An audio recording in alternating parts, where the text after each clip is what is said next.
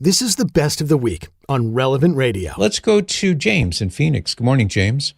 I have a question concerning receiving ashes for Ash Wednesday. Okay. In the past, I have received the ashes and, worn them throughout the whole day. But someone a year ago made the comment of, after you receive ashes, when you're, get home, just go ahead and clean them off and go throughout your day. You don't want to be gloating.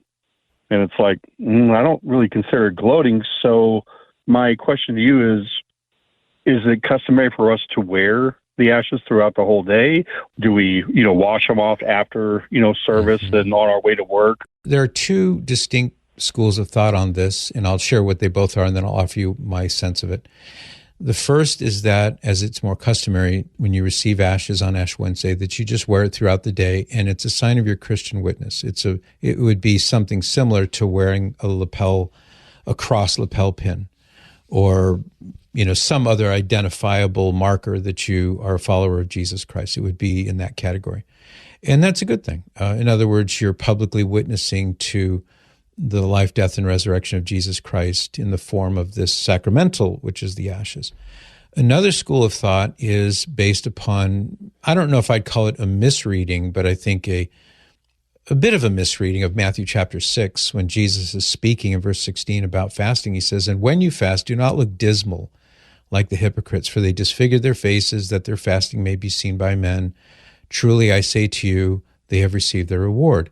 But when you fast, anoint your head and wash your face, so that your fasting may not be seen by men, but by your Father who is in secret. And your Father who sees in secret will reward you." I've heard that passage invoked any number of times by people who say, no, you shouldn't wear the ashes because that's ostentatious and you're looking for adulation, or you're looking for attention, or you want people to say, oh boy, look at him, he got his ashes. I don't agree with that. I don't think that's the right reading of this passage personally, but I am aware that there are many people who have that view. So here's my take on this issue. You are free to do either.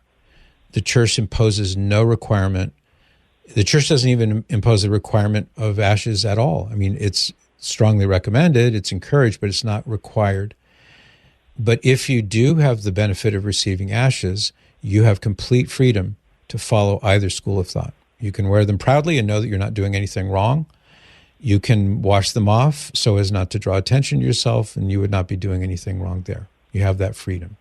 I personally tend more toward wearing ashes all day, but not everybody looks at it that way. So that's the thing about the freedom part, is that the church doesn't say you must do one or the other. You're free to do either. Okay. Sounds great. Thank you for clarifying that. I tend to agree with you. I just want to make sure I wasn't, like I just said, drawing attention to myself, and such. But on the same aspect, it's Ash Wednesday, and I'm a follower, and I believe it's more rightful to wear it throughout the whole day.